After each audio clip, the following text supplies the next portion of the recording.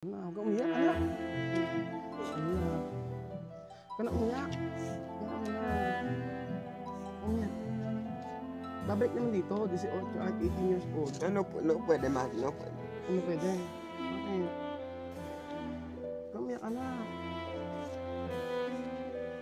Kaya mo na, huwag kang umiyak. Okay na, sige na.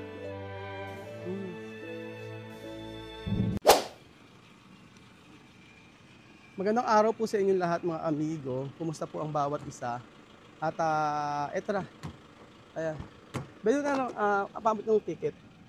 So for today's video mga amigo, ito po ang init. For today's video, ito i-video mo kami dyan. Halika. For today's video mga amigo, ito na po yung ticket nila. Ipapaliwanag ko po kasi may about sa ticket nila para po maintindihan nila lahat. Halika. Amo ko. Video? Oo, okay lang.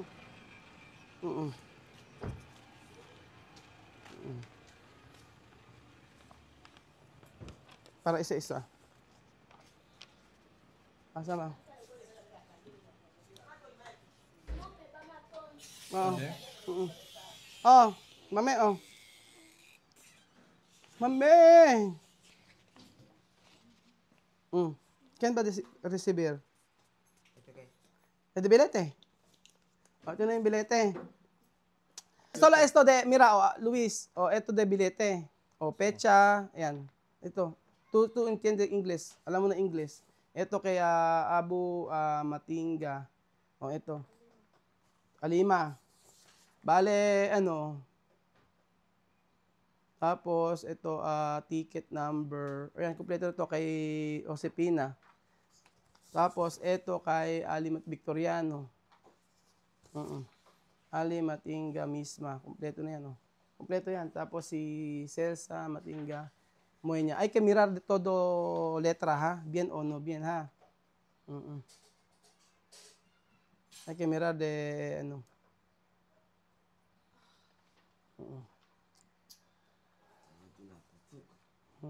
Ayun na yung ticket nila. Ya está. Oo.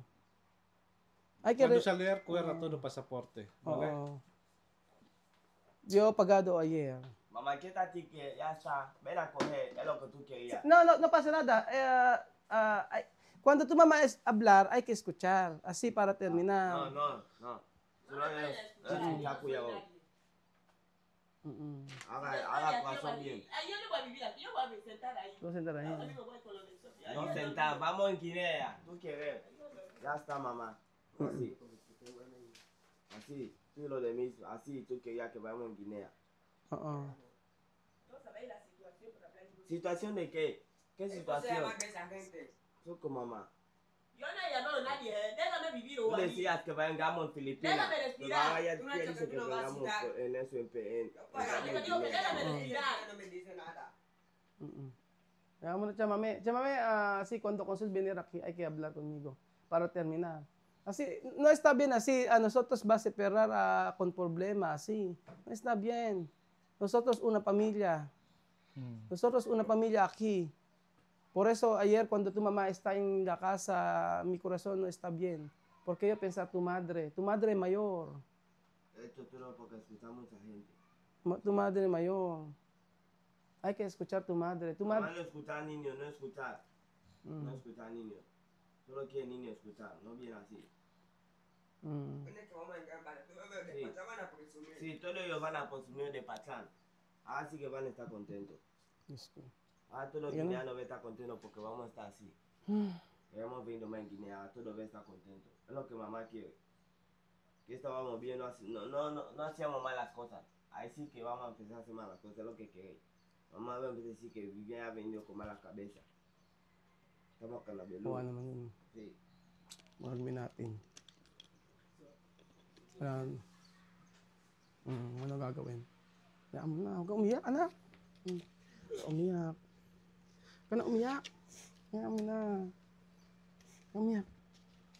Babalik naman dito, 18 at 18 years old. No puede más, no puede. Ano pwede? Bakit? Huwag kang umiyak, anak. Hayaan mo na. Huwag ka na umiyak. Okay na. Sige na. Okay na. Huwag ka na umiyak. Hayaan mo na. Ano si Daddy Raul, pagka 18 years old ka na, babalik ka dito kasama ni Bibian tsaka ni Ami, ikaw, tsaka si Misma. Pag 18 years old ka na, o dito ka na pupunta, ka na umiyak. Susuporta pa din ako. Pagka 18 years old ka na, 3 years na lang yun, o makakabalik ka din dito. Ngayon, i-respect natin yung mother mo. Ganun lang. Na. Kaya ano muna. Ayusin natin na.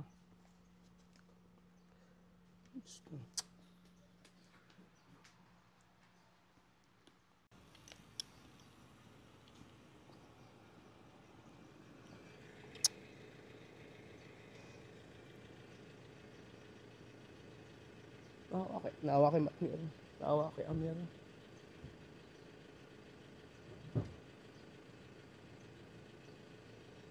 Nung inabot ko yung ticket, umiyak na siya. Ayaw niya talaga. Ay si Vivian. Sabi niya, bakit hindi ko pinakikinggan ng nanay ko? Bakit kailangan kami lang makinig sa kanya? Kaya umalis na ako, hindi ko kaya. Kasi bigat ang puso ko. Kasi inabot ko yung, sabi ko, ayusin natin to ng maayos, ganyan.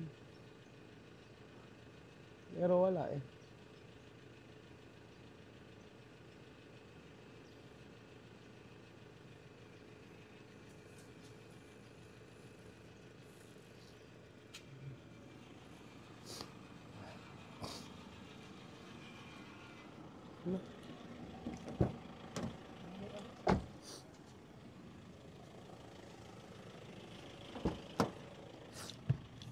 Naawa kay Amir?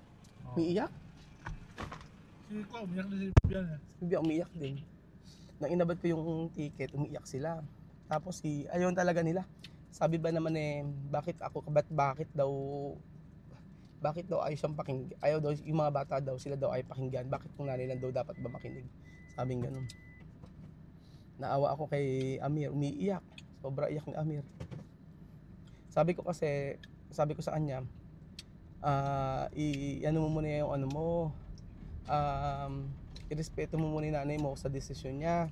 Sabi ko ganyan. Si Misma ayaw makinig, naglagay ng earphone. Yun, si Misma ayaw makinig, ayaw niya ng stress, ganon. Tapos sabing ganon ni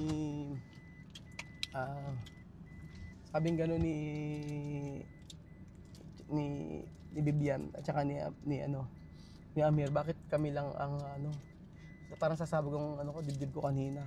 Ang problema, pag binigay mo kasi yung passport, baka sirain yung passport niya, problema. Kaya hindi ko nga binibigay yung passport nila. Baka sirain niya yung passport niya. Oo.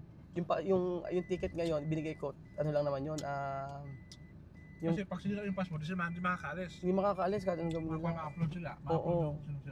Hindi, tsaka problema malaki pag nasira yung passport nila. Di Kaya ayoko ibigay yung passport nila hanggat maaari. Ang binigay ko lang xerox copy ng ticket. ticket. Mag-email ka sa console ng Oo, yung pinagtatalunan nila is about sa console. Labing gano'n kasi meron about sa console. I-explain ko yung about sa console. So, i-explain ko po mamaya sa inyo yung about sa console. So, sumasakit ang ulo ko mga amigo. Sobrang sakit ng dibdib ko kasi awang-awa, okay, Amir, grabe ang iyak ni Amir. Sabi ko, hindi ko alam eh. Sabi ko, 18 years old ka na anak, okay na. Makakapunta ka doon sa Pilipinas. Umalis doon siya, hindi na makakabalik daw. Oh, yun yung iniisip nga. Yun yung iniisip ni Amir kapag umalis siya, hindi na siya makakabalik dito. Nagtatalo sila kanina. Na-explain ni siya mami na hindi na nga raw siya natutulog dun sa bahay. Sa kanila doon siya natutulog sa may apartment kasi ayaw niya makasama yung mga bata. Kasi nga hindi siya nire-respeto sa desisyon.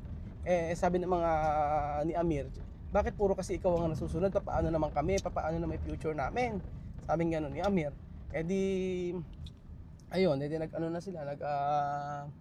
Sabi ko lang, pagpunta ko kasi doon, sabi ko, Ocha mami, ito nakaka yung ticket para i-receive mo ka ako. Ganun lang naman eh. Hindi matanggap. Ayaw ni Amir Bibian sa kanila mismo talaga na umalis dito sa Pilipinas. Sayang yung kasi nila, yung pinaghirapan. So sabi ko, irespeto mo muna yung kagustuhan ng nanay mo kasi in the future kako, makakabalik din ka rin dito kahit kay Bibian. Kausap ko na si Bibian na kahapon pa. So sabi niya, sige na, okay na. Si Bibian umagri na si Bibian na umuwi na. Pumayag naman na siya. Kaso sobrang sama ng loob ng mga bata at ayaw nila. Nang binigay ko yung ticket, ayan kako yung ticket, binigay ko na sa inyo. Awang-awa ako kay Amir, sobra. Kasi ayaw niya talaga dito eh. Kaya alam nyo, kahapon pa si Amir nasa bahay lang. Pumunta siya sa bahay, kalaro niya si Chuchen. Kaya umalis na ako kasi baka kung ano pa, hindi ko kaya yung yung sitwasyon. Nahihirapan ako na ganyan yung nangyayari sa amin ngayon. Nahahagulgul na nga ako eh. Kaya lang pinipigilan ko kasi gusto kong ikalma si Chamame tsaka yung mga bata. Kasi hindi ko naman kagustuhan tong nangyayari na to eh. Hindi sila din naman si nanay naman may gusto ng ganitong sitwasyon. Di susundin ko. Sabi ko kay Chamame, starting from now, kung gusto mo yung respeto, sabi yung ganyan, lahat ng desisyon sa'yo, wala sa akin. Sabi ko sa kanya ganun. Yan, nandiyan na yung ticket, nabayaran na po. Okay na, bayad na. At na-print ko na. So, yun. Baka siguro, hindi ko alam na homesick siguro si Chamame. Baka gusto ng walang matibay na na talagang dahilan. Hindi ko alam basta bakit ganyan na nangyayari.